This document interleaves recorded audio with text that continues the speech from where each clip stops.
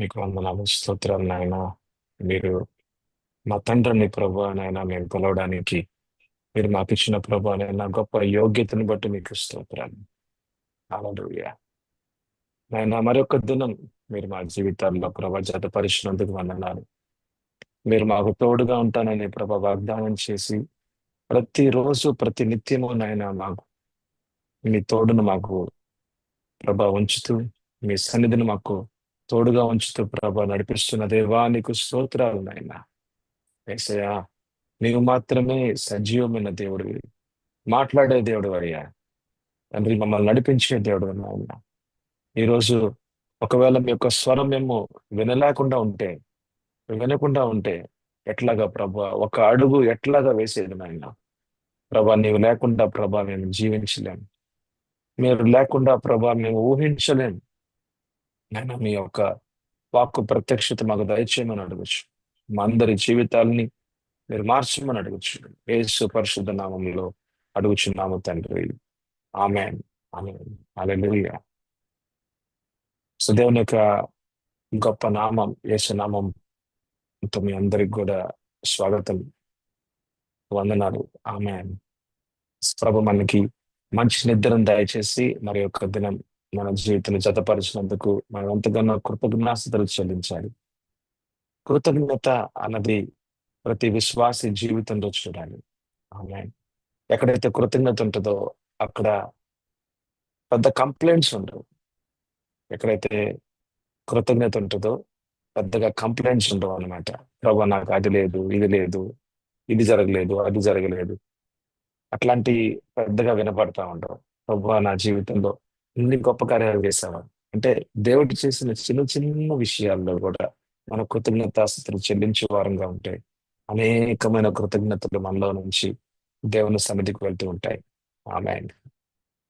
ఎక్కడైతే కృతజ్ఞత ఉంటుందో అక్కడ దేవుడు ఇంకా మల్టిప్లై చేస్తూ ఉంటారు. ఒకటి కాస్త మూడు అవుతుంది, మూడు కాస్త ఆరు అవుతుంది, ఆరు కాస్త 12 అవుతుంది. అంటే దేవుడు చేసే కార్యాలు ఇంకా ఎక్కువగా ఉంటాయి అన్నమాట.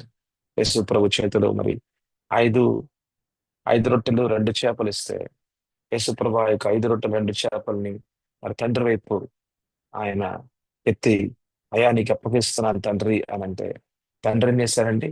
తన దేవుడు 5 రొట్టెలు 2 చేపల్ని అనేక మందికి 5,000 5,000 మందికి, వేలాకి, ఆ 10,000 మందికి గొప్ప కార్యం, గొప్ప కార్యాలు అక్కడ జరిగాయి. ఆమె మనకున్నది ఏదైనా సరే మన దేవునికి అప్పగిస్తే కనుక ఆయన దాన్ని మల్టిప్లై చేస్తారు, దాన్ని ఇంకా ఆశీర్వదిస్తారు. Hallelujah. Be thankful for every small thing. దేవుడు చేసే చిన్న చిన్న పనులు కూడా మనము ధన్యవాదాలు తెలియపరుద్దాం. హల్లెలూయా. మనం సర్వాంగ కవచం అనే అంశంలో ఈ యొక్క సబ్జెక్ట్ లో మనం ముందుకు వెళ్తూ ఉన్నాం. దాదాపు ఇప్పటికీ మనం ఒక 6 వచనాలు, అంటే ఎఫెసీయులు 6 అధ్యాయం మన 10వ వచనం నుంచి మనం 20వ వచనం వరకు మనం మననం చేస్తూ ఉన్నాం. అది యొక్క 10 వచనాల్లో నుంచి మనం 6 వచనాలు ఇప్పటిదాకా మనము మననం చేసి ఉన్నాం. అలానే ఎఫెసీయులు 6 అధ్యాయం 17వ వచనంలో ఉన్నామండి. ఎఫెసీయులు 6:17 నేను చదువుతున్నాను. మరియు రక్షణయను శిరస్త్రాస్త్రమును దేవుని వాక్యమును ఆత్మ ఖడ్గమును ధరించుకొనుడు. హల్లెలూయా. ఇంగ్లీష్ లో and take the helmet of salvation and the sword of the spirit which is the word of God. Take the helmet of salvation గురించి అంటే రక్షణ అనే ఒక అంశము, లేకపోతే శిరస్త్రాస్త్రము, హెల్మెట్ అనే విషయం గురించి మనం నిన్న కూడా మనం చూసి ఉన్నాం. అయితే నిన్న మాట్లాడిన మాటల్లో మనము 3 విషయాలు, అంటే మనం ఈ లోకంలో 3 ప్రకారాల మనుషుల్ని మనం చూస్తూ ఉంటామని నిన్న మనం మాట్లాడుకున్నాం. ఒక ప్రకృతి సంబంధమైన మనుషుడు, 1 కొరింథీ పత్రిక 2వ అధ్యాయంలో మనం చూసాం. అయితే రోమీయులకు రాసిన పత్రిక 8వ అధ్యాయంలో శరీరానుసారమైన మనుషుడు అనేది మనం చూసాం. మరి 3వ ప్రకారమైన వ్యక్తులు ఆత్మ సంబంధమైన మనుషులు. ఇది మనం 1 కొరింథీ పత్రిక 2వ అధ్యాయంలోనే మన 14, 15వ వచనంలో మనం చూస్తూ ఉన్నాం. ఈ ఈ మూడు ప్రకారాల మనుషుల్ని మనము ఈ లోకంలో చూస్తూ ఉంటాం. ప్రకృతి సంబంధమైన మనుషుడు అంటే అవిశ్వాసి, అంటే యేసు ప్రభువుని తన యొక్క ప్రభువుగా రక్షకునిగా స్వీకరించలేదు, ఇక లోకపరంగానే ఆలోచిస్తూ ఉంటాడు. శరీర సంబంధమైన మనుషుడు, అతడు ప్రభువు నమ్ముకోవచ్చు, కానీ అతను పని చేసుకుంటూ ఉంటాడు కానీ, అతని ఆలోచన విధానంగానే వెళ్తూ ఉంటాడు కానీ దేవుని ఆలోచన విధానంలోకి రాడు, దేవుని చిత్తానికి లోబడడు. కానీ ఆత్మ సంబంధమైన మనుష్యుడు అని అంటే తనలో ఉన్న మనస్సు, తనలో ఉన్న స్వచిత్తం అన్నది దేవుని చిత్తానికి అనుగుణంగా తీసుకువస్తూ దేవుని ఉద్దేశాల్లో నడుస్తూ ఆయనతో ఒక సంబంధము, ఒక సహవాసము కలిగిన జీవితంగా, అది ఒక రోజు కాదు, అది ప్రతి రోజు కూడా అతని జీవితంలో అది కనబడుతూ ఉంటుంది. మనస్సు అన్నది ఎంత ప్రాముఖ్యమనంటే, మనసులో నుంచి వస్తున్న ఆలోచనలే చివరికి మన యొక్క నిర్ణయాలు అవుతాయి. ఆ నిర్ణయాలే మన మాటలవుతాయి. ఆ మాటలే మన యొక్క చేష్టలు, లేకపోతే మన యొక్క పనులవుతాయి. ఆ పనులే మన మన జీవిత యాత్రల్ని ముందుకు తీసుకెళ్తూ ఉంటాయి. చూడండి, మన జీవన యాత్ర ఈ లోకంలో ఒక సరైన బాటలో, అంటే దేవుని మార్గంలో ఉండాలి అని అంటే ఆలోచనలు అన్నవి చాలా ప్రాముఖ్యం. There is a big importance to our thoughts. మన ఆలోచనలు అన్నవి చాలా చాలా ప్రాముఖ్యమైన విషయం. అయితే మన ఆలోచనలు అన్నవి, మన మనసులో నుంచి వస్తున్న మన ఆలోచన అన్నవి కావలిగా, లేకపోతే దేవుని యొక్క సంరక్షణ కలిగిన వాటిగా ఉండాలి అంటే గనక ఈ ఆయుధము గురించి మనం అర్థం చేసుకోవాలి.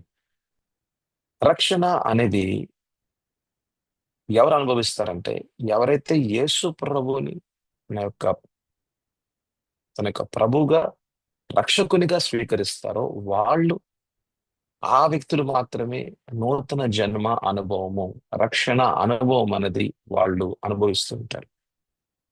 అంటే ఒకవేళ యేసు ప్రభు గనక మీలో, నాలో లేకపోతే, అంటే యేసు ప్రభుని మన యొక్క ప్రభువుగా స్వీకరించకపోతే, మన మనసు అన్నది ఇక ఓపెన్ అన్నమాట. అంటే ఇంకా ఇక ఇంటి చుట్టూ ఎలాగైతే కాంపౌండ్ వాళ్ళు లేకపోతే ఏ పామైనా రాగలదు, ఏ తేళ్ళైనా రాగలవు, ఏమన్నా చేయగలవు. అంటే ఒక ఇంటి చుట్టూ ఒక పెద్ద మనం కాంపౌండ్ వాళ్ళు కట్టుకుంటాం కదా. అయితే ఒక కాంపౌండ్ వాళ్ళు కనుక లేకపోతే ఏ పామైనా రాగలదు. అట్లాగే మన మనసు చుట్టూ దేవుని యొక్క హస్తము లేకపోయినా, మనలో దేవుని యొక్క ఆత్మ లేకపోయినా, మనల్ని సంరక్షించే దేవుడు మనతో ఉండకపోయినా, మన జీవితం అన్నది, మన యొక్క మనసు అన్నది open. It is open to, అది ఓపెన్ అన్నమాట. ఇంకా అపవాది ఎప్పుడైనా రాగలడు, ఏదైనా మాట్లాడగలడు, ఏదైనా అబద్ధం చెప్పగలడు, ఎట్లాగైనా మోసపరచగలడు, ఎట్లయినా సరే నిరాశలో తీసుకెళ్ళగలడు, ఎట్లయినా అనుమానాల్ని పెట్టగలడు, ఎట్లాగైనా ఆ వ్యక్తి జీవితాన్ని నష్టపరచగలడు. అది ఎప్పుడైనా సాధ్యం. అయితే అది మీకు అర్థం చేసుకోవడానికి, బండి మీద వెళ్తున్నాడు, హెల్మెట్ పెట్టుకోలేడు. ఎప్పుడు ఎప్పుడైనా యాక్సిడెంట్ జరగచ్చు. మన తెలియదు, ఎప్పుడైనా యాక్సిడెంట్ జరగచ్చు, ఎప్పుడైనా పడిపోవచ్చు, ఎప్పుడైనా తలకాయకి ఇబ్బంది కలగచ్చు, ఎప్పుడైనా చనిపోవచ్చు. చూడండి, అది ఎప్పుడైనా జరగచ్చు. అది అది ఈ రోజు కాకపోయినా రేపు, రేపు కాకపోయినా ఎల్లుండి, ఎప్పుడైనా జరగచ్చు అది. కానీ హెల్మెట్ పెట్టుకుంటూ ఉన్నాం అనుకోండి, ప్రతిరోజు హెల్మెట్ పెట్టుకుంటూ ఉంటే ఏమవుతుంది? ఒకవేళ ఒక రోజు పడినా సరే ఏం కాదు, అంటే పెద్దగా కొన్ని దెబ్బలు కొన్ని తగిలినా సరే. అయితే అతి ప్రాముఖ్యమైన భాగము బాడీలో ఏంటి అంటే తలకాయ, తల. ఎందుకంటే మెదడు, మరి తలలో, మరి మెదడు చాలా ప్రాముఖ్యం. ఎందుకంటే అన్ని సెంటర్స్ ఏదైతే గనక బాడీలో, మన శరీరంలో ఏదైనా పని చేయాలి అంటే గనక, ఏదైనా పనిలోకి మ్, మన చేతుల్ని కానీ, మన యొక్క కాళ్ళని కానీ ఏదైనా మనం మన పనిలోకి తీసుకొని రావాలి అంటే గనక మెదడు భాగం నుంచే అన్ని సిగ్నల్స్ అన్ని కూడా మన శరీరానికి వెళ్తూ ఉంటాయి.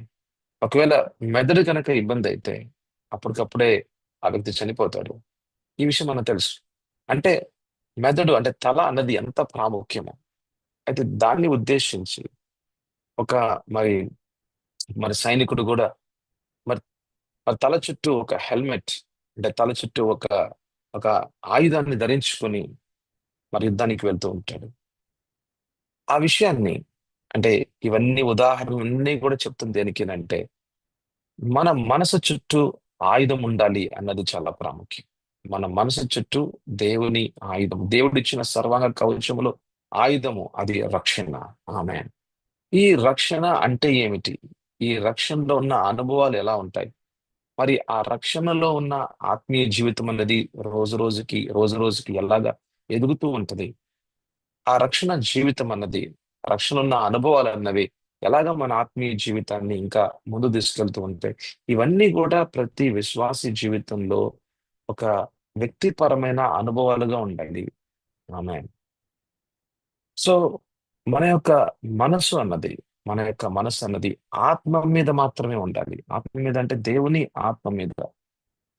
దేవుని ఆత్మ అంటే అంటే పరిశుద్ధ ఆత్మ అంటే ఏదో ఒక గాలో, లేకపోతే ఏదో ఒక అగ్నో మాత్రమే కాదు, కానీ ఆయన ఒక దివ్యమైన వ్యక్తి అని మనం అర్థం చేసుకోవాలి. పరిశుద్ధాత్మ దేవుడు ఆయన కేవలం ఒక గాలో, లేకపోతే ఆయన వీచుచున్న ఒక గాలో, ఏదో ఒక కేవలం ఒక ఏదో పైన ఏదో ఒక అనుభవం మాత్రమే కాదు. కానీ ఇప్పుడు ఎలాగైతే నేను బండి మీద వెళ్తున్నాను, గాలి వీస్తా ఉంది, నేను ఆ, నాకు నా నా తల మీద ఉన్న చెమట అంతా కూడా పోతూ ఉంది. ఎందుకంటే గాలి వీస్తా ఉంది కదా, అంటే నేను గాలిని నేను అనుభవిస్తున్నాను. అంటే అలాగే ఏ- అలాగే పరిశుద్ధాత్మదుడు మన మధ్యలో ఉన్నాడు అని అంటే, ఏదో ఆయన మాత్రం ఒక గాలి మాత్రమే కాదు, ఏదో జస్ట్ అనుభవించడానికి, కానీ ఆయన ఒక దివ్యమైన వ్యక్తి. Amen. ఇది మనం యోహాన్ రాసిన సువార్తలో మనం చూస్తాం. ఈజ్ ఏ హీ హీ అనే మాట అక్కడ మాట్లాడుతూ ఉన్నారు అన్నమాట. అయితే ఆయన ఒక దివ్యమైన వ్యక్తి అయితే ఆయన మాట్లాడతారు, ఆయన మన మాటల్ని వింటూ ఉంటారు, మనల్ని నడిపించగలరు, మనతో ఏది సత్యమో ఏది అసత్యమో మనకి వివేచింపచేసి మనల్ని మనల్ని సరైన మార్గంలో, సత్యమైన మార్గంలో ఆయన నడిపించగలరు. ఆయన ఎక్కడున్నారంటే మనలోనే ఉన్నారు. మనం ఎప్పుడైతే యేసు ప్రభుని మన ప్రభువుగా స్వీకరిస్తామో అప్పుడే పరిశుద్ధాత్మ దేవుడు మన ఆత్మలోకి వచ్చి ఉన్నాడు. నూతన జన్మ అనుభవంలోకి మనల్ని తీసుకొని వచ్చాడు. అయితే మనందరం కూడా, ప్రతి విశ్వాసి కూడా తన యొక్క మనస్సు, నా యొక్క మనస్సు, మీ యొక్క మనస్సు దేవుని ఆత్మ మీద మనం కేంద్రీకరించాలి. దేవుని వాక్యం మీద మనము మనము కేంద్రీకరించాలి. ఇది ఎలా సాధ్యం అని అంటే, ఇది కేవలము నూతన జన్మ అనుభవంలోకి వచ్చిన వారి జీవితాల్లో మాత్రమే సాధ్యం. కానీ చాలా మంది విశ్వాసులకి నూతన జన్మ అనుభవము, రక్షణ అనుభవము అన్నది అది ఎలా ఉంటది అన్నది చాలా మందికి తెలియదు. అంటే యేసు ప్రభుని మేము నమ్ముకున్నాము, మేము పాప క్షమాపణ అనేది మేము అడిగాము, నీటి బాప్తిజంలో మేము మేము పాల్గొన్నాము, మేము దేవుని సన్నిధికి వస్తూ ఉన్నాము, బలలో చేయి వేస్తున్నాము, మేము ప్రతి ఆదివారం వస్తూ ఉన్నాం, పోతూ ఉన్నాం, మా అవసరాలు దేవుడు తీరుస్తున్నాడు, అంతవరకే పరిమితంగా ఉంటుంది. కానీ ఇంకా ఆత్మీయ జీవితంలో ఎదుగుదల, ఆత్మీయ జీవితంలో ఒక పరిపక్వత ఉంటుంది, మెచ్యూరిటీ. అంటే ఆత్మీయ జీవితంలో ఇంకా ఎదుగుదల అనే దానిలోకి మనము వెళ్ళాల్సిన వాళ్ళంగా ఉన్నాం. ఎందుకనంటే మన అంత్య దినాల్లో ఉన్నాం. ఘోర అంధకారం అన్నది మన చుట్టూ కూడా ఎక్కువగా, అపవాది యొక్క పనులనేవి ఎక్కువగా ఉంటూ ఉన్నాయి. ఘోర అంధకారములో అపవాది, ఘోర అంధకారం అనేది, అంటే అంధకారం అనేది ఇంకా ఎక్కువైపోతూ ఉంటుంది అనమాట. అందుకని చూడండి, దినాల్లో చూడండి, మీరు న్యూస్ పెట్టారా, వార్తలు చూస్తున్నారా, అక్కడ మరణం, ఇక్కడ మరణం, ఇక్కడ మరణం, అక్కడ మరణం, చాలా చోట్ల అనేక మంది మరణిస్తూ మరణిస్తూ, అసలు పరిస్థితులు ఈ రోజు ఉన్నాయా, ఈ రోజున్న పరిస్థితులు రేపు లేవు, రేపున్న పరిస్థితులు ఎల్లుండి లేవు అన్న పరిస్థితుల్లో మనం ఈ లోకంలో మనం జీవిస్తున్నాం. అయితే అంత్య దినాల్లో ఒక ఒక అనేకమైన ప్రాముఖ్యమైన మర్మాలు ఉన్నాయి. అయితే ఒక ప్రాముఖ్యమైన మర్మం ఏమిటంటే, దేవుని సైన్యములో నేను కూడా సైనికుడినే. ఆమె దేవుని సైన్యములో నేను కూడా సైనికుడిని. ఇది ప్రతి విశ్వాసి జీవితంలో ఒక ఒక ఉద్దేశమై ఉండాలి. ఎందుకంటే మనము యుద్ధ భూమిలో ఉన్నాము అన్నది చాలా వాస్తవం. యుద్ధ భూమి అని అంటే అపవాది యొక్క మాటలు గాని, అపవాది యొక్క అస్త్రాలు గాని, అపవాది యొక్క కార్యాలు గాని విశ్వాసుల యొక్క జీవితాల పట్ల ఎంతగా పనిచేస్తూ వాళ్ళని, వాళ్ళ కుటుంబాలని, పిల్లల్ని, వాళ్ళ యొక్క భవిష్యత్తుని, వాళ్ళ మీద ఉన్న దేవుని యొక్క ఉద్దేశాల్ని ఆటంకపరుస్తూ ముందుకు వెళ్ళలేకుండా పరిస్థితుల్లో ఇక ఒకవేళ గనక వాళ్ళు ఒక నిర్ణయం కలిగి దేవునితో ఒక ఒడంబడిక ఒప్పందం చేసుకుని ప్రభువా నీ రాజ్య విస్తరణ కొరకు మా జీవితాలు సమర్పించబడి ఉన్నాయి అని ఒక ఒప్పందాలు గనక కమిట్మెంట్స్ గనక ఉంటే ఇంకా అపవాది శక్తులు ఇంకా అతి వేగంగా ఇంకా అతి ఇక ఇక శక్తివంతంగా పనిచేసే విషయాలను మనం చూస్తూ ఉన్నాం. అయితే వాటన్నిటి మధ్యలో ఇలాగే మనం ఓడిపోతూ లేకపోతే భయపడుతూ అపవాది ఏదో చేస్తున్నాడు అని చెప్పి మనం ఇంకా దేవుని రాజ్య విస్తరణ అనేది మన ద్వారా జరగలేదేమో, ఇక ఎందుకులే ఇంకా మనకెందుకులే అని చెప్పి వదిలేసే వాళ్ళంగా ఉంటామా? అయితే మనం ఓడిపోతూ ఉంటాం. ఇక మనం ముందుకు వెళ్ళలేం. కానీ మనము దేవునిలో అంటే ప్రభులో మనం గనక ముందుకు వెళ్ళాలి అంటే గనక ఆయన ఉద్దేశాల్లో ముందుకు వెళ్ళాలి అంటే మన గమ్యస్థానాన్ని మనకి ఉంచబడిన మీకు మీకు ఉంచబడిన నాకు ఉంచబడిన ఒక ప్రత్యేకమైన ఒక గమ్యస్థానం అన్నది మనము చేరుకోవాలి అంటే గనక దేవుడిచ్చు సర్వాంగ కవచాన్ని అంటే ఏమిటి, ఉన్న ఆయుధాలు ఏమిటి అన్నది మనము కూలంకుషంగా మనం నేర్చుకోవాలి, మనం తెలుసుకోవాలి, మనకు అర్థమయ్యే రీతిగా మనం అర్థం చేసుకోవాలి. అయితే వాటిని ఉపయోగంలోకి తీసుకుంటారు. That is the main important thing. అది చాలా ప్రాముఖ్యమైన విషయం. దేవుడిచ్చు సర్వాంగ కవచంలో ఉన్న ఆయుధాలని ప్రతి రోజు కూడా ఉపయోగంలోకి తీసుకొని రావాలి. ఆమె హెల్మెట్ ఇంట్లో ఉంది, మరి మరి బయట మరి బండి మీద వెళ్తూ ఉంటాం, ఆఫీస్కి వెళ్తూ ఉంటాం, లేకపోతే ఆ పని ఈ పని కోసం వెళ్తూ ఉంటాం. హెల్మెట్ మనం ధరించుకోవాలి.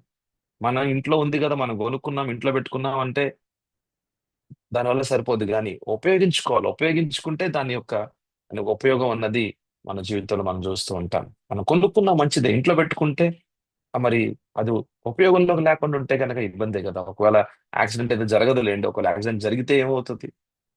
యాక్సిడెంట్ జరిగితే కనుక అరే హెల్మెట్ ఇంట్లో ఉంది, హెల్మెట్ ధరించుకుంటే బాగుంటది కదా అని అంటారు అనమాట. అరే అనవసరంగా ఇబ్బంది అయిపోయాడే, అనవసరంగా ఇబ్బంది అయిపోయిందే, హెల్మెట్ ధరించుకుంటే బాగుండేది కదా. అప్పుడు ఇంకా భార్య అంటూ ఉంటది అనమాట, అయ్యా హెల్మెట్ ఉందయ్యా ఇంట్లోనే, హెల్మెట్ ఎందుకు పెట్టుకోలేదు ఈ భర్త, ఎందుకు పెట్టుకోలేదు ఈ భర్త, అయ్యో ఎందుకయ్యా నువ్వు ఇలా చేసావు అని చెప్పి చనిపోయిన తర్వాత ఆ భార్య ఏడుస్తూ ఏడుస్తూ మాట్లాడుతా ఉంది. చూసారా, మనం మనం కొనుక్కొని పెట్టుకున్నాం, కానీ మనం ఉపయోగించకపోతే గనక హానికరము.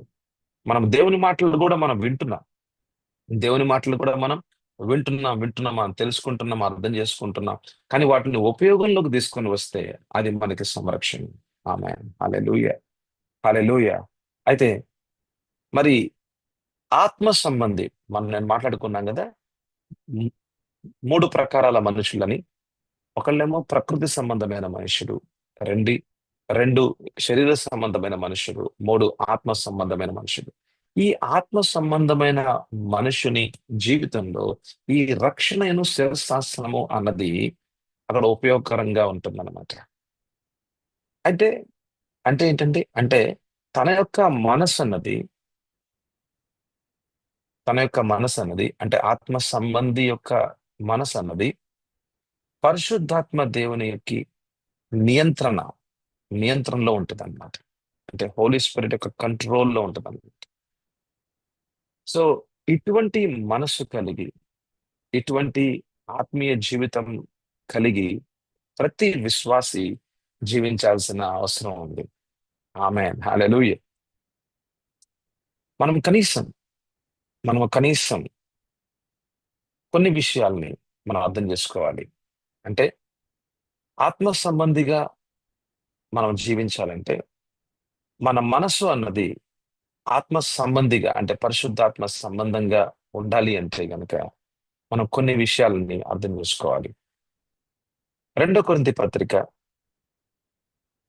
చాలా ప్రాముఖ్యమైన వాక్య భాగం అండి. 2 కొరింథీ పత్రిక 10వ అధ్యాయము 5వ వచనాన్ని చూద్దాం. రెండో కొరింథీ పత్రిక 10 అధ్యాయము 5వ వచనం. మేము వితర్కములను, దేవుని గూర్చిన జ్ఞానమును అడ్డగించు ప్రతి ఆటంకమును పడద్రోసి, ప్రతి ఆలోచనను క్రీస్తుకు లోబడినట్లు చెరపట్టి. ఆమె ఆత్మ సంబంధిగా ఉంటే గనక మరి మన మనసు మీదకి ఇక ఈ లోక సంబంధమైన ఆలోచనలు రావంటారా అని అంటే, చూడండి ఈ వాక్యంలో రాసిందంటే, మేము వితర్కములను అనంటే అనేకమైన కల్పన సంబంధమైన ఆలోచనలు. కల్పనలు అంటే అంటే మన ఆలోచన ఇప్పుడు జరుగుతున్న విషయాల మీద కాకుండా ఇంకా ఏదైనా జరగచ్చేమో. ఇప్పుడు రోగం వచ్చింది అనుకోండి, ఏదన్నా రోగం, జలుబు వస్తే ఏమంటారంటే, జలుబు వచ్చింది కదా, జ్వరం రాబోతుంది అంటారనమాట. జ్వరం రాబోతుంది అంటారు.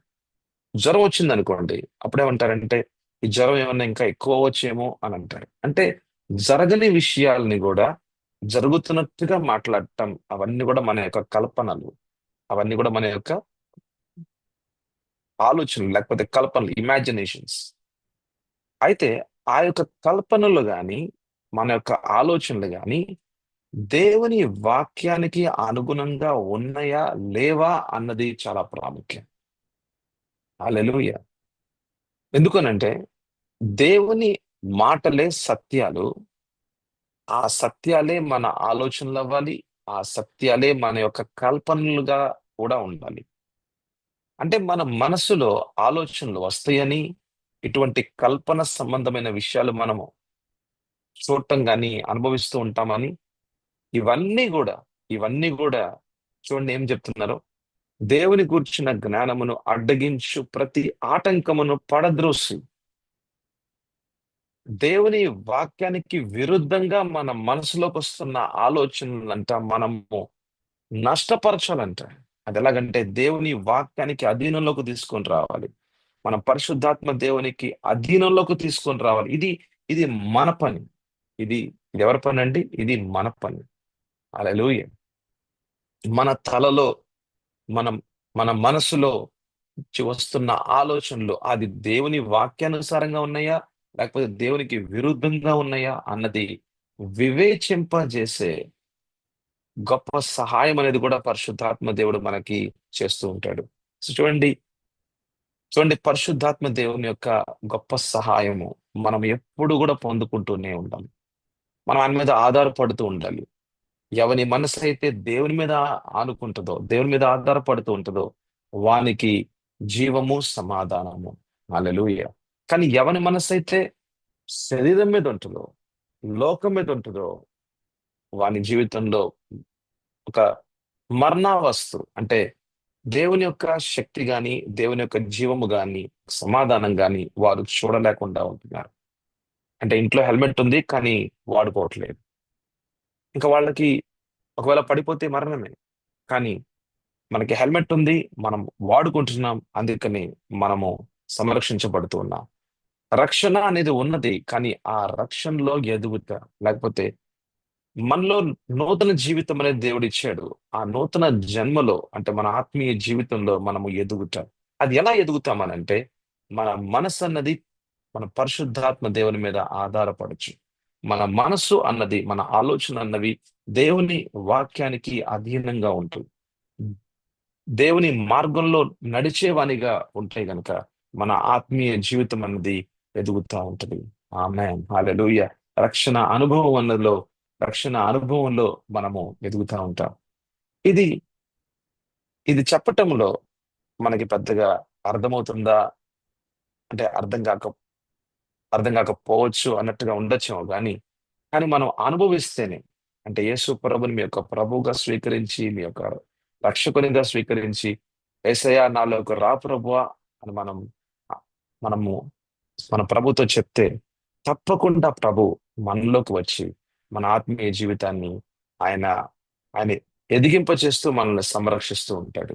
హల్లెలూయా. అయితే మన యొక్క ఆలోచనలు ఏం చేయాలంటే, మన యొక్క ఆలోచనని, కల్పనలని దేవుని వాక్యానికి అధీనంలోకి తీసుకురావాలి. ఎలాగా? మన ప్రార్థనలో. హల్లెలూయా. మన ప్రార్థనలో ప్రతి ఆలోచన అంట క్రీస్తుకి లోబడినట్లుగా తీసుకొని రావాలి. ఎందుకంటే ఆలోచన అనేది చాలా ప్రాముఖ్యం అండి. ఆ ఆలోచనే చివరికి నీ యొక్క నిర్ణయం అవుతుంది. ఆ యొక్క నిర్ణయాలే నీ యొక్క మాటలు అవుతాయి. ఆ మాటలే నీ యొక్క క్రియలు పనులు అవుతాయి. చివరికి ఆ పనులే నీ యొక్క జీవిత యాత్రను ముందుకు తీసుకెళ్తూ ఉంటాయి. అది నువ్వు సత్యంలో నడుస్తావా, అసత్యంలో నడుస్తావా అన్నది నీ ఆలోచనల మీద ఆధారపడి ఉంది. చూసారా? మరి ఇంకొక విషయాన్ని చూద్దాం. మరి మన యొక్క ఆలోచన విధానం అన్నది, మన యొక్క ఆలోచన విధానం అన్నది, మన యొక్క మనసులో ఉన్న మన యొక్క చిత్తం అన్నది, అది ఎలాగో ఉపయోగించాలనంటే, ప్రభువా, మ్- మీ గురించి నేను ఇంకా తెలుసుకోవాలి. అయ్యా, మీ గురించి నేను ఇంకా కూడా తెలుసుకోవాలి.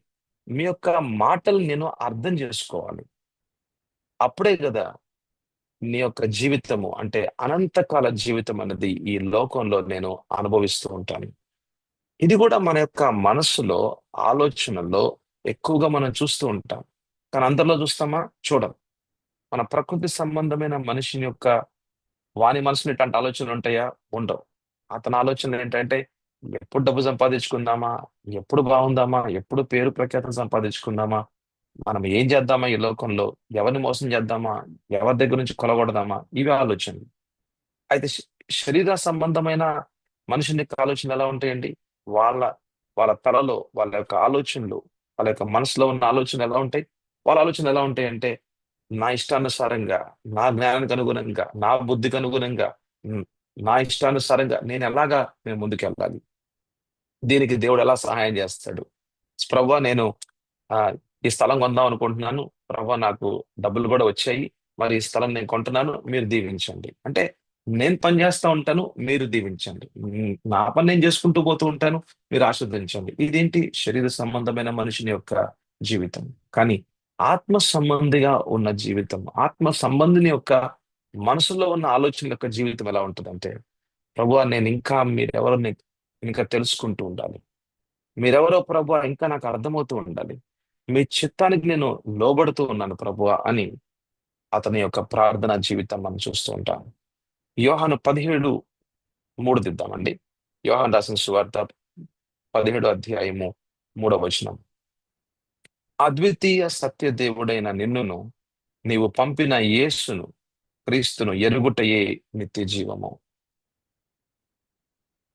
ఆత్మ సంబంధి యొక్క జీవితము ప్రతిరోజు కూడా యేసు ప్రభుని తెలుసుకోవాలి. యేసు ప్రభుని తెలుసుకోవాలి. ఇంకా యేసు ప్రభు ఎవరో నేను నేర్చుకోవాలి. ఆయన మార్గంలో నడవాలి. ఆయనతో పాటు ఉండాలి. ఆయన ఉద్దేశాల్లో నేను కూడా ఒకటై జీవించాలి. ఆయన నేను మహింపరచాలి. నా జీవితం అంతా కూడా ఆయన ఆయన మహిమ కొరకే అనే ఒక ఉద్దేశం కలిగి, అనే ఆలోచనలు కలిగి జీవిస్తూ ఉంటాడు. అంటే తన యొక్క మనసు ఆత్మ మీద ఉంటది. అతని యొక్క మనసు దేవుని మీద ఉంటది. దేవుని వాక్యం మీద ఉంటది. దేవుని వాక్యంలో ఉన్న యేసు ప్రభు ఎవరో ఇంకా తెలుసుకోవాలి అనే ఒక ఆశపడుతూ జీవిస్తూ ఉంటాడు. హల్లెలూయా. సో ఆత్మ సంబంధమైన జీవితము, వాని యొక్క మనసులో ఉన్న ఆలోచనలు ఎలా ఉంటాయి అన్నమాట. మరి మీ ఆలోచనలు ఎలా ఉన్నాయి? నా ఆలోచనలు ఎలా ఉన్నాయి? ఇంకా మనం లోకపరంగానే ఉన్నామా? ఇంకా మనం శరీరపరంగానే ఉన్నామా? మరి రక్షణ అనే ఒక హెల్మెట్, మరి ఆ యొక్క రక్షణ అనుభవము దేవుడు ఏదైతే మీ ఆత్మలో గొప్ప కార్యం చేశారో, మరి దానికి అనుగుణంగా జీవిస్తున్నావా? హల్లెలూయా. మన ఆలోచనలు మనం కాపాడుకోవాలి. మన ఆలోచనల్ని మనం కాపాడుకోవాలి. మన ఆలోచనలు దేవుని వాక్యానుసారంగా ఉండాలి. మన ఆలోచనల్లో ఎక్కడైనా సరే దేవునికి వ్యతిరేకమైన ఆలోచనలు ఉన్నాయా? అయితే ఆయన వాక్యానికి అధీనంలోకి తీసుకొని రావాలి. మరి ఆయన వాక్యానికి అధీనంగా తీసుకొని రావాలంటే ఆయన వాక్యం ఏంటో మనం తెలుసుకోవాలి. మరి తెలుసుకోవాలంటే మరి లోపల ఒక దప్పిక, ఆకలి ఉండాలి. దేవుని పట్ల ఆ దప్పిక, ఆకలి అన్నది అది మనం పుట్టించుకునే ఒక ఆకలి దప్పులు కాదు గాని, చిన్నపిల్లాడు పుట్టాడు, అతను బాబు పుట్టాడు. అది కొంచెంసేపు తర్వాత ఇక అసలు పుట్టగానే ఏడుస్తూ ఉంటారు. ఇంకా ఏడుస్తూనే ఉంటారు. ఎందుకనంటే పాల కోసం. ఎందుకంటే వాళ్ళకి దప్పికగా ఉంది, ఆకలిగా ఉంది. సో ఒక బాబు పుట్టాడు అంటే, ఒక పాప పుట్టింది అనంటే వాళ్ళు ఏడుస్తూ ఉంటారు. దేనికి? వాళ్ళకి దప్పికగా ఉంది, ఆకలిగా ఉంది వాళ్ళ పాల కోసం. ఆ తల్లి పాల కోసం. అలాగే ఒక వ్యక్తి జీవితంలో నూతన జన్మ అనుభవం గనక వ- వస్తే, అంటే యేసు ప్రభు నమ్ముకుంటే మన ఆత్మలో నూతన జన్మ అనుభవం గనక వస్తే గనక తప్పకుండా మనము కూడా, అయ్యా మాకు కూడా ఆకలిగా ఉంది, మాకు కూడా దప్పిగ్గా ఉంది, ఎక్కడ మాకు మీ వాక్యం మాకు మాకు దొరుకుతూ ఉంటుంది. మేము శుద్ధ పాలు, ఒక పరిశుద్ధమైన పాల వంటి మీ వాక్యాన్ని ప్రభా మేము వినాలి, మేము నేర్చుకోవాలి. ఆ యొక్క మనసు అనేది మారుతాం చూసారా. రక్షణలో, రక్షణ అనుభవంలో మనసులు మారిపోతూ ఉంటాయి, ఆలోచనలు మారిపోతూ ఉంటాయి. లోక సంబంధిగా ఉన్నవాడు అంతకుముందు ఇప్పుడు ఇప్పుడు దేవుని సంబంధిగా ఆలోచిస్తున్నాడు, దేవుని ఆలోచనలైన ఆలోచనలు అంటున్నాడు.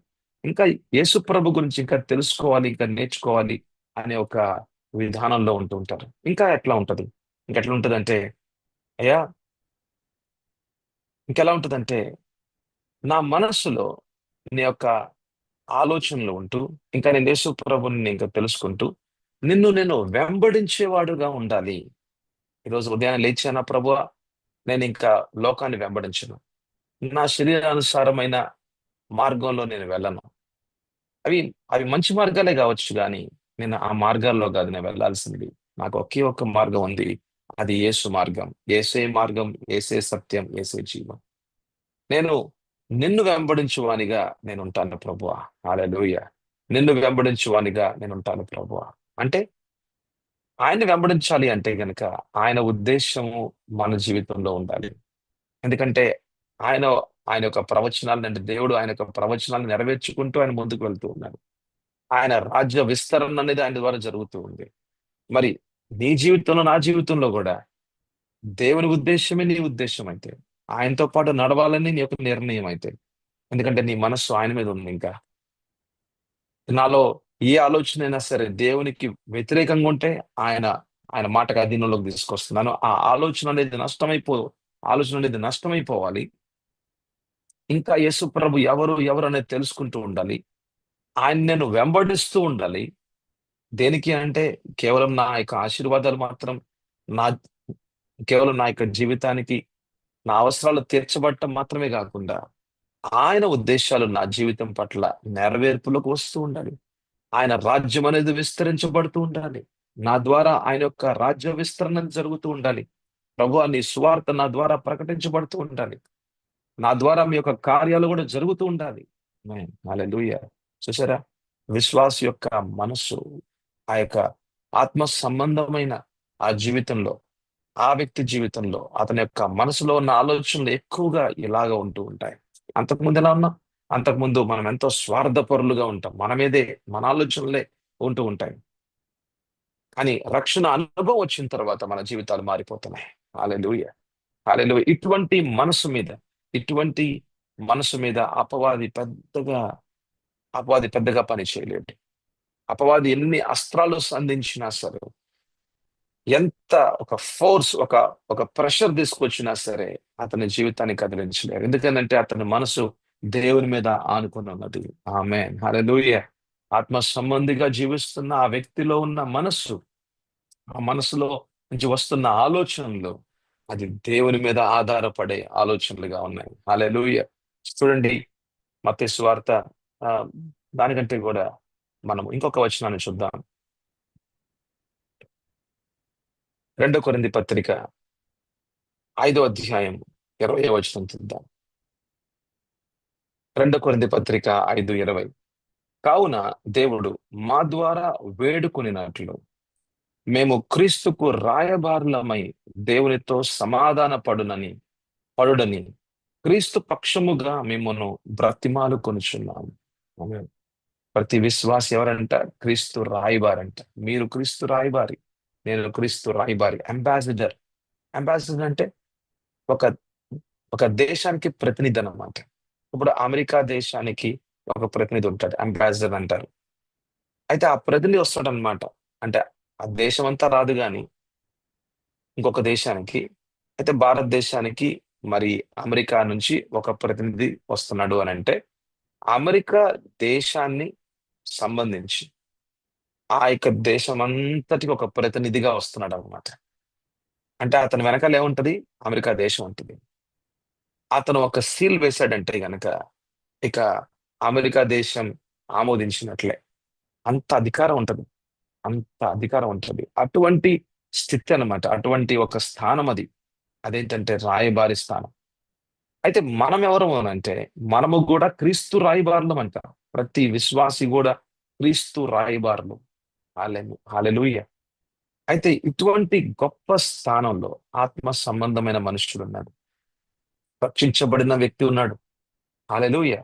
అయితే మన మనసులో కూడా ఇటువంటి ఆలోచనలే ఉంటాయి. ఏమిటి అంటే నా జీవితము దేవునితో సంబంధంలోకి వచ్చిన తర్వాత నా జీవితమే మారిపోయింది. గొప్ప సాక్ష్యకరమైన జీవితంగా మారిపోయింది. కాబట్టి ప్రభువా, మరి ఎంతమంది, మరి మానవుడు మీకు దూరంగా ఉంటున్నాడు. మరి అతను కూడా మీతో ఒక సంబంధంలోకి వస్తే అతని జీవితం కూడా మారిపోతుంది. అతనిలో కూడా అనంతకాల జీవితం అనేది అనుభవంలోకి వస్తుంది. ప్రభువా, మరి మేము రాయబారులుగా, ప్రభువా, మీ యొక్క పరిచర్య చేయువారిగా, మిమ్మల్ని వెంబడించు వారిగా మేము మానవుల్ని మీతో ప్రభ కలిపే, మీతో ప్రభ ఒక సంబంధంలోకి తీసుకురావడానికి మేము మీ రాయబారులుగా వెళ్తున్నాం. మేము మీ సువార్తను ప్రకటిస్తాం. హల్లెలూయా. ఆత్మ సంబంధమైన మనుషుడు, అతని మనసులో ఉన్న ఆలోచనలు ఎలా ఉంటూ ఉంటాయి. ఇక తన స్వార్థపూరితమైన జీవితాన్ని జీవించకుండా దేవుని ఉద్దేశాలకు అనుగుణంగా వెళ్తూ ఉంటాడు. ఎప్పుడైతే మనం దేవునితో ఉంటామో అపవాది మన మీద జయించలేడు. ఎందుకంటే మన చుట్టూ కూడా ప్రభు ఉన్నారు. ఆయన మనలో ఉన్నారు, మనతో ఉన్నారు. ఆయన యొక్క ఆయన యొక్క రెక్కల క్రింద మనం ఉన్నాం. హల్లెలూయా. ఆయన యొక్క రెక్కల క్రింద మనం ఉన్నాం. అయితే మరి ఆయన యొక్క పరిచర్య చేయాలి అంటే మనకి శక్తి కావాలి. ఎందుకంటే శక్తి లేని పరిచర్య ఒక వ్యర్థమైన పరిచర్య కాబట్టి యేసు ప్రభు జీవితం ద్వారా మరి ఎలాగైతే పరిశుద్ధాత్మ దేవుడు శక్తివంతంగా కార్యం చేశాడు. ఆయన నోటి ద్వారా వచ్చిన బోధ అది పరిశుద్ధాత్మ దేవుని యొక్క బోధ. ఆయన చేతుల ద్వారా, యేసు ప్రభు చేతుల ద్వారా జరిగిన ఆశ్చర్య అద్భుతమైన కార్యాలు అవన్నీ కూడా పరిశుద్ధాత్మ దేవుని యొక్క అభిషేకముతో కూడిన జరిగిన కార్యాలు. అయితే దేవుడు మనకి అదే పరిచర్య ఇచ్చారు. హల్లెలూయా. యేసు ప్రభు చేసిన పరిచర్య అది ఆగిపోలేదండి. యేసు ప్రభు ద్వారా రాజ్య విస్తరణ, దేవుని రాజ్య విస్తరణ అనేది ఆగిపోలేదు. అది మన ద్వారా కూడా అది కొనసాగించబడతా ఉంది. అయితే ఆయన పరిచర్యలో మనందరం కూడా మన పాలి భాగస్థులమే. మనల్ని కూడా దేవుడు జతపరిచాడు. ఆయన పనివారిగా జతపరిచాడు. దేవుని రాజ్య విస్తరణలో మనం కూడా జత పనివారమే. అయితే మనం ఆయన యొక్క రాయబారులం. ఆయన రాజ్యానికి మనము రాయబారులం. ఈ లోకంలో మనము ఆయన యొక్క రాయబారిగా మనం ఉంటూ ఉన్నాం. ఆయన ఒక ప్రతినిధిగా ఉంటూ ఉన్నాం. చూడండి, ఆత్మ సంబంధమైన వ్యక్తిలో ఉన్న యొక్క మనసు ఆలోచనలు ఎలా ఉంటాయంటే ఇలా ఉంటాయి అన్నమాట. ఇలానే ఏ ఆలోచన అయినా సరే దేవునికి వ్యతిరేకంగా ఉందా, అయితే ప్రార్థనలో దేవుని వాక్యానికి అధీనంలోకి తీసుకొస్తూ ఉంటాడు. అయితే ప్రతిరోజు కూడా ఇంకా దేవుని మాటలను ఇంకా అర్థం చేసుకోవాలి. యేసు ప్రభు ఎవరో తెలుసుకుంటూ ఉండాలి. యోహాను 17:3. అయ్యా, నేను నిన్ను నేను వెంబడిస్తూ ఉండాలి, నీ పరిచర్య చేయాలి.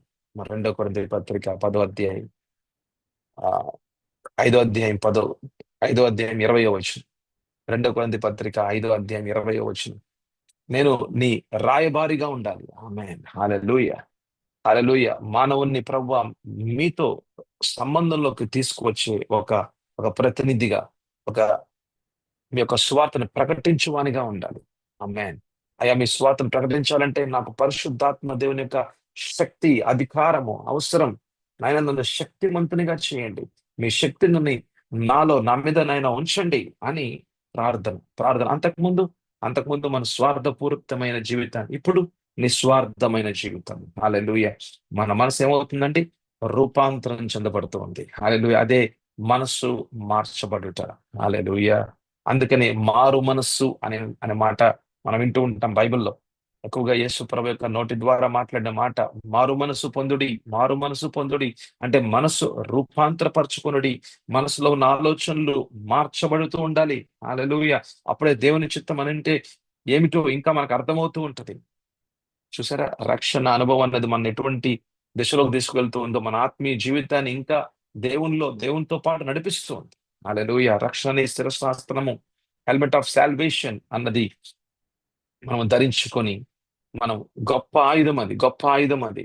ఆ ఆయుధంలో చూడండి, ఆయుధాన్ని ఎలా ఉపయోగంలోకి తీసుకొని రావాలి, ఇవన్నీ కూడా ఇటువంటి ఇటువంటి విషయాల్లో మనం ఆత్మ సంబంధిగా ఆ యొక్క దేవుని ఆలోచనలు కలిగి, దేవుని దేవుని పట్ల ఒక ఉద్దేశము కలిగి, ఆయనతో పాటు వెంబడిస్తూ, ఆయనతో పాటు ఉంటూ మనం ముందుకు వెళ్ళే వారంగా ఉండాలి.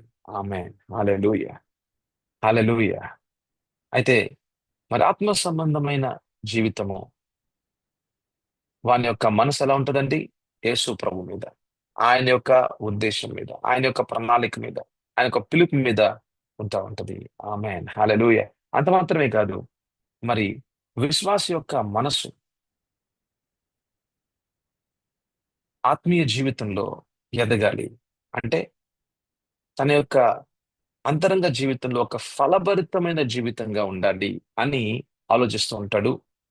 తనలో ఎలా ఎదగాలి అన్న అటువంటి జీవితం కలిగి ప్రతిరోజు కూడా, అయ్యా నీ యొక్క ప్రేమతో నన్ను నింపవా, నాలో ప్రేమ కొరతగా ఉందయ్యా, నేను నా పక్కనున్న వాటి నా పక్కనున్న వాళ్ళని నేను ప్రేమించలేకపోతున్నాను, ఇంకా నాకేదైనా వస్తుందా అనుకుంటున్నాను గాని వాళ్ళకేదైనా ఇద్దామా అనే ఒక ఆలోచన అయితే తక్కువగా ఉంది ప్రభువా. నీ వాక్యం వింటున్నాను నేను, నాకు అర్థమవుతా ఉంది. నాలో ఇంకా ఒక అగాపే ప్రేమ, ఒక నిస్వార్థమైన ప్రేమ ఎక్కడో పైన కొరతగా ఉందయ్యా. నీ ప్రేమతో నింపవా. ఆమేన్. హల్లెలూయా. నీ ప్రేమతో నింపవా తండ్రి. రోమియోలు రాసిన పత్రిక 5:5 మనం చూస్తాం. తండ్రిని దేవుడు మరి పరిశుద్ధాత్మ దేవుని ద్వారా మన హృదయాల్లోనంట ఆయన ప్రేమని నింపుతాడంట. ఆమేన్. మనలో ప్రేమ లేదు. మనలో స్వార్థపూరితమైన ప్రేమే ఉంటది గాని, నిస్వార్థపూరితమైన ప్రేమ ఉండదు. కానీ ఆయన ప్రేమతో నింపే దేవుడు. మనం అడుగుతూ ఉంటాం. అంటే మన మనస్సు, మనలో ఉన్న ఆలోచనలు దేవుని ఆత్మకి అనుగుణంగా ఉంటాయి. దేవుని ఆత్మ మనల్ని నడిపిస్తూ ఉంటది. మనల్ని గైడ్ చేస్తూ ఉంటది. ఇంకా మనల్ని ఎదిగింపజేస్తూ ఉంటది. మనల్ని సంరక్షిస్తూ ఉంటది. హల్లెలూయా. రక్షణ అనుభవంలో ఇంకా మనల్ని ఎదిగింపజేస్తూ ఉంటది. రక్షణ అనేది అంటే విడుదల అనేది, నూతన కార్యం అనేది కేవలం ఆత్మలో మాత్రమే జరిగిందని అక్కడితో ఆగిపోలేదు గాని మన యొక్క ప్రాణాన్ని కూడా రూపాంతరపరుస్తూ ఉంటది. మన శరీరంలో అనేకమైన విషయాలు మారుతూ ఉంటాయి. మన ఆత్మీయ జీవితం ఎదుగుతూ ఉంటది. రక్షణ అనుభవం ఇంకా ఎక్కువవుతూ ఉంటది. హల్లెలూయా. మనము రక్షణ జీవితంలో మనం ఇంకా ఎదుగుతూ ఉంటాం. మన ఆత్మీయ జీవితంలో ఎదుగుతూ ఉంటాం. చూడండి, హెల్మెట్ వాడుకుంటా ఉండాలి. హెల్మెట్ వాడుకుంటా ఉంటే మనం సంరక్షించబడుతూ ఉంటాం.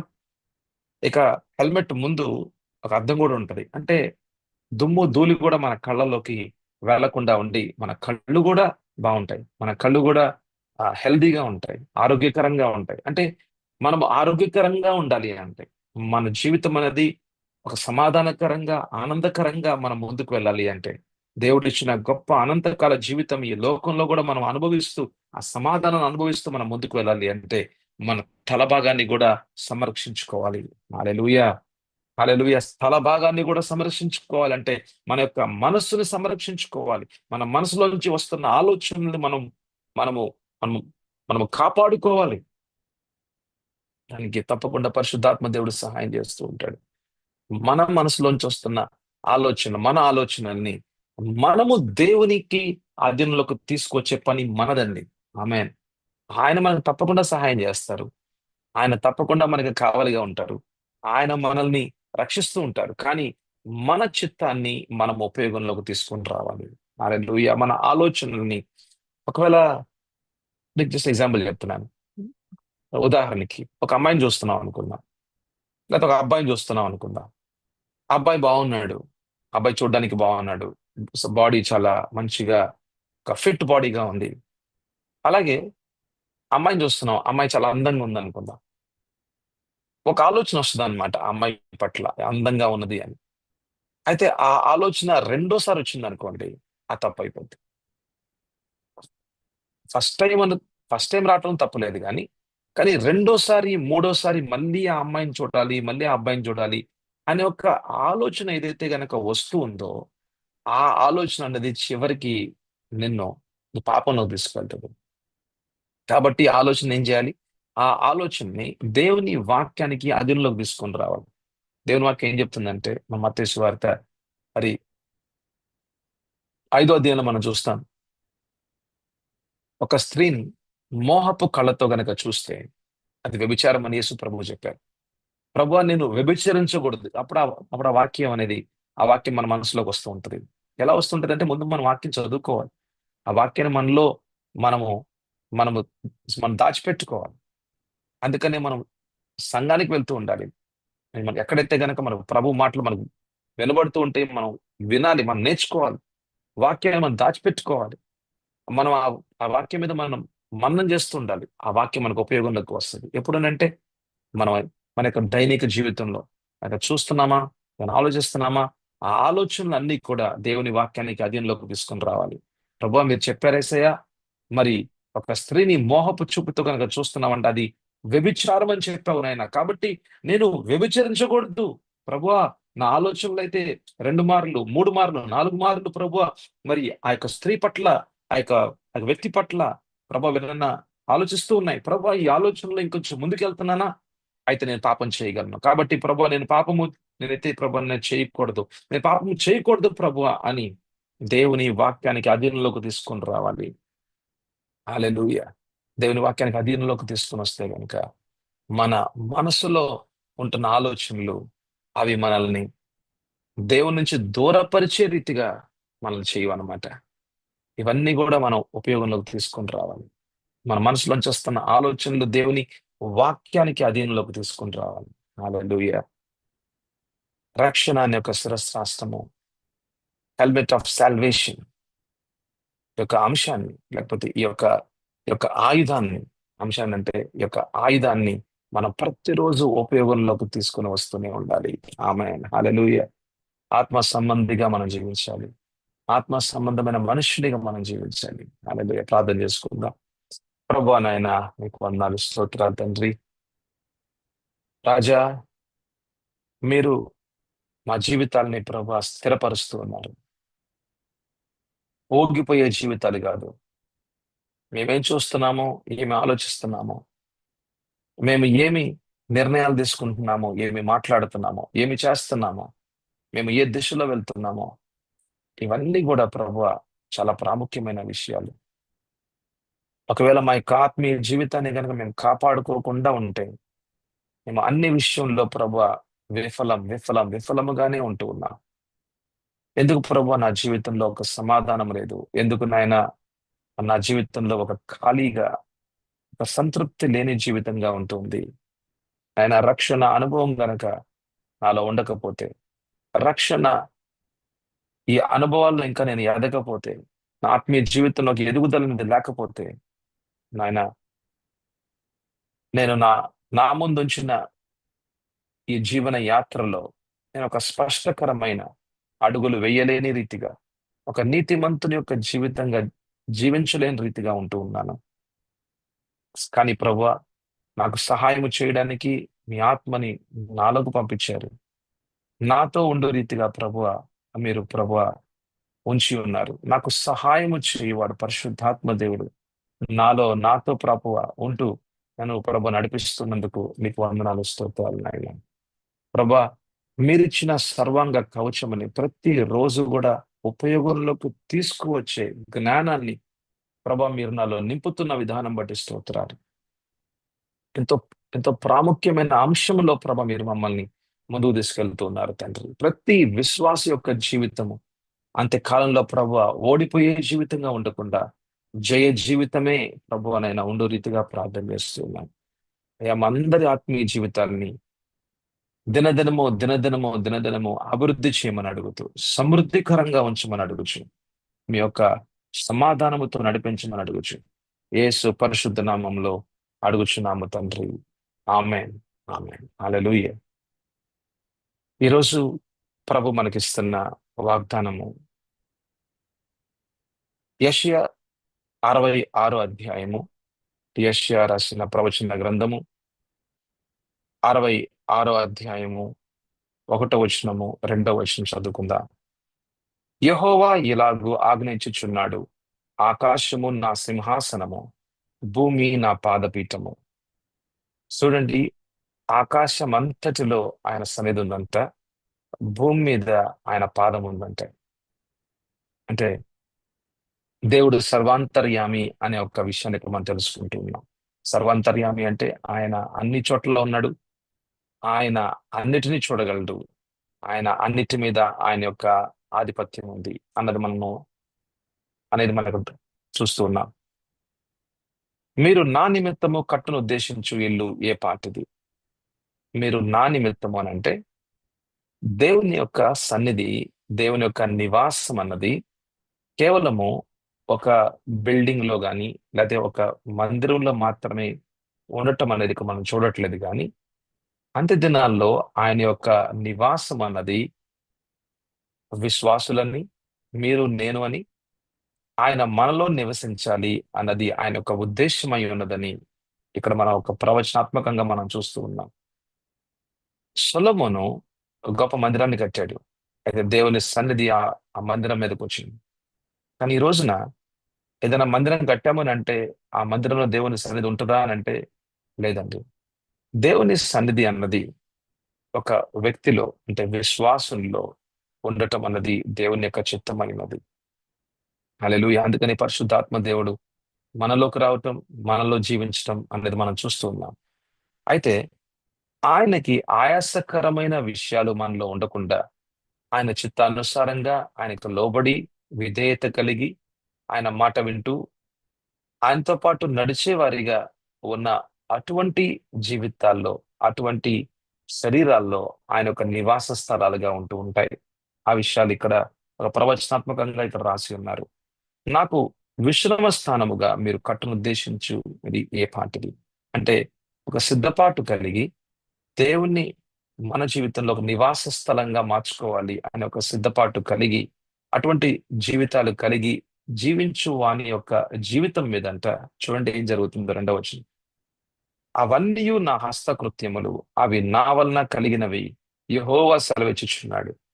ఎవడు దీనుడై, చూడండి ఎవడు దీనుడై అని అంటే ఎవని హృదయం అయితే విరిగి నలిగిన హృదయంగా ఉంటుందో, అంటే దేవునికి వ్యతిరేకంగా నేను ఎలాగ జీవించాను, దేవుని సన్నిధిలోకి వస్తే ఆయన వెలుగులో, ఆయన వాక్యపు వెలుగుల్లో ప్రభా నాలో ప్రభా ఆయాసకరమైన విషయాలు ఉన్నాయి, మీకు ఆయాసకరమైన విషయాలు ఉన్నాయి ప్రభా, మీరు నాలో నివసించడానికి ఒక సిద్ధపాటు కలిగిన ఒక ఒక స్థావరంగా ఉండడానికి ప్రభా నన్ను నేను సిద్ధపరచుకుంటున్నాను, నీ సన్నిధిలోకి వస్తున్నాను, నాకు నువ్వు అవసరం ప్రభువా, నీవు నాలో ఉండాలి, నాతో ఉండాలి, ప్రతి నిత్యము నాకు అవసరమే ప్రభువా అని దేవుని యొక్క అవసరతని ఎరిగి నా యొక్క ప్రతి శ్వాసలో యేసు ప్రభు కావాలి, నా యొక్క ప్రతి యొక్క శ్వాసలో నాకు దేవుడు అవసరమే అనే ఒక అవసరతని అర్థం చేసుకొని అవసరతని ఎరిగి ప్రభువా నీవు నాలో ఉండాలి, నీవు నాతో ఉండాలి ప్రభువా అంటే ప్రభు ఎక్కడైతే పాపం ఉంటుందో మీరు ఉండరు లేదు కదా.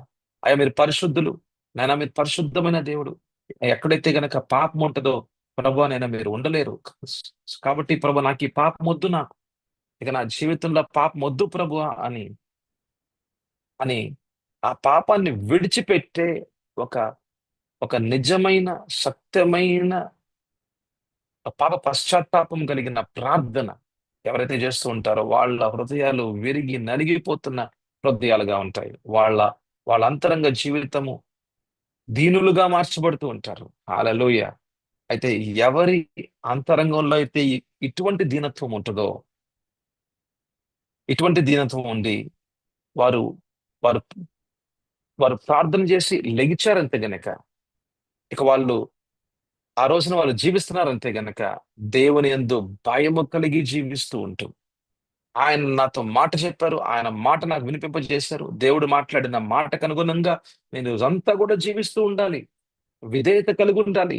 ఆయన నాకు ఒక మాట చెప్పాడు, నేను నేను భయపడుతూ ఆ మాటకు అనుగుణంగా విధేయుడుగా జీవిస్తూ ఉండాలి. అటువంటి వాని యొక్క జీవితం మీదంట దేవుని యొక్క కనుదృష్టి ఉంటదంట. ఆమేన్, హల్లెలూయా.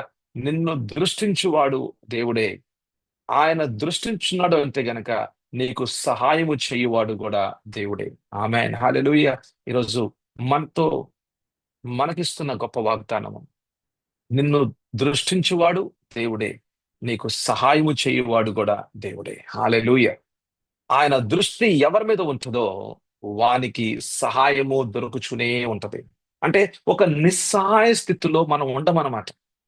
మనం ఈ రోజున నిస్సహాయ స్థితిలో మనం ఉండము. ఆయన మాట విని వణుకుచూ ఉన్న ఆ వ్యక్తి పట్ల ఆయన మాట విన్నాము. ఎక్కడ విన్నాం? దేవుని సన్నిధిలో. మనము మనం ప్రార్థన చేసుకుంటూ ఉంటాం, దేవుని మాటలు వినబడుతూ ఉంటాయి.